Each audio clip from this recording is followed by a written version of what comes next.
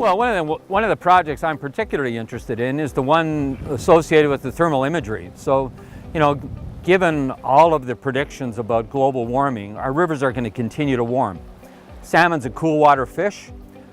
This is potentially not very good news for salmon. So, important that we understand the sort of thermal maps, the existing habitats and the critical habitats where fish can find refuge during periods of high temperature stress. This project's making that kind of opportunity or those kind of data available through the input of the different partners. So that's great. That means that we have an opportunity here to sort of provide the basis and the information, the data, so that we can protect, first of all, identify those habitats, protect them, and so ensure conservation of the species when they undergo some of these stressors like high temperatures.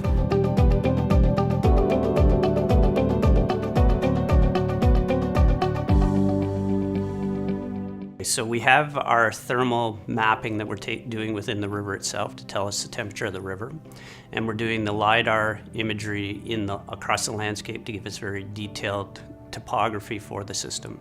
And then the third technology that we're going to try is topobathymetry, which is actually a map of the bottom of the river. So we have new laser technologies now that can actually penetrate the water and build another high detailed map of the bottom of the river. So that helps for us to understand the connectivity within the river itself, so we can now see how much water is there, the temperature of the water, and whether or not fish, for example, can move from one pool to the next pool in certain water levels. So the climate is changing, and it is warming up in this particular part of our world, and that means that our rivers are warming up. And for a cold water fish like a salmon, that's where we get into issues of whether or not they have enough habitat. So everything we can do to protect that habitat, to make sure that they have all of the thermal regimes that they need throughout their life cycle. That's what we're trying to do here, is we're trying to understand it better so that we can say, okay, how do we best protect it into the future? My name is Antonio Sullivan. I'm a PhD candidate at University of New Brunswick in Fredericton, and I'm looking at river temperature. So what we're trying to do is link landscape variables to river temperature and how they influence river temperature. So we're going to be using thermal infrared imagery for the entire watershed.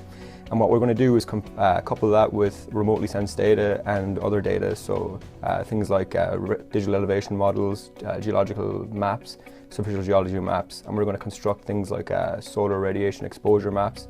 And what we're going to do is try to link these landscape variables to the occurrence of cold water in the watershed. I think this is a unique project in the sense that we have both academia, industry and government working together on this.